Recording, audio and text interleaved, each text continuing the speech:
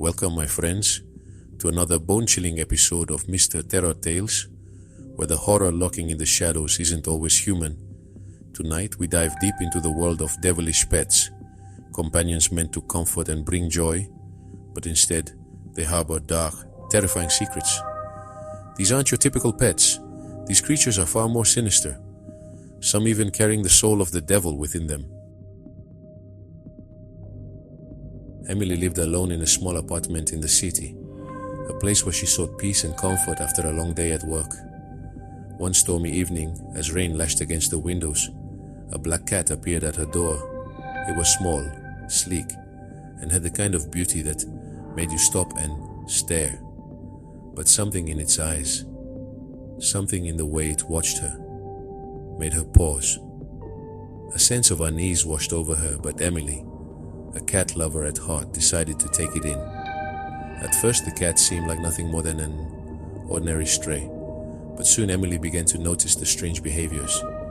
It would sit in the darkest corners of her apartment, watching her with its glowing yellow eyes. At night, she would wake to the sound of low growls, and sometimes when she reached out to touch the cat, its fur would feel unnaturally cold to the touch. The air around her seemed to grow heavier, thicker with every passing day. Then came the night when Emily first truly realized that the cat wasn't just a pet. As she sat on her couch reading a book, she heard a whisper, soft but unmistakable. "You are mine." Emily's heart raced. She looked down at the cat, but it was no longer the same creature. Its eyes, once a dull yellow, were now a fiery red, glowing like embers in the dark. Frozen in place, Emily could do nothing but watch in terror as the cat's body began to distort, elongating unnaturally, its fur rippling like a shadow. In an instant, the tiny creature had transformed into something monstrous, a hulking demonic entity with eyes that burned with pure malice. It hissed again, "You belong to me now."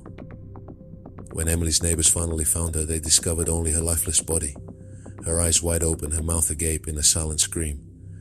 But what truly chilled them was the look on her face, terror frozen in place. Her eyes were entirely white, as if the life had been drained from her soul. And the cat, it was gone. Some say it never left. Some say it still waits in the shadows, looking for its next victim. Robert had never been one for pets, but when his neighbor, an old man named Mr. Heath, passed away, he inherited the man's prized dog, a massive hulking hound. Its fur was black as night, and its eyes gleamed with an unholy fire. Robert thought little of it at first, dismissing it as a mere dog, albeit an intimidating one. At first, everything seemed normal, but soon Robert began to notice strange things happening around his property. The dog would growl at nothing, staring off into the distance, with an intensity that made the hair on the back of Robert's neck stand up. And then there were the whispers, faint but unmistakable, coming from the woods beyond his fence. Whispers that sounded like growls, voices speaking in a language that made his blood run cold. One evening, as the sun dipped below the horizon, Robert noticed the dog standing motionless at the edge of the woods. Its eyes were no longer the color of fire. They were black, like voids. As he moved closer, the dog let out a low, bone-chilling growl. But it wasn't just the dog he had to fear. From the darkness of the woods, something else began to emerge. The dog stepped forward, as if beckoning Robert to follow him. And against his will he did. It led him into the heart of the woods, to a clearing where the trees twisted unnaturally, their branches like skeletal hands reaching for the sky. There the dog stopped and turned, locking eyes with Robert, its mouth stretching unnaturally wide. And then, in a voice not its own, it spoke, "You will be mine forever." Robert tried to run, but his legs betrayed him. The last thing he heard was the creature's voice, now a deep, guttural growl. "Your soul is mine."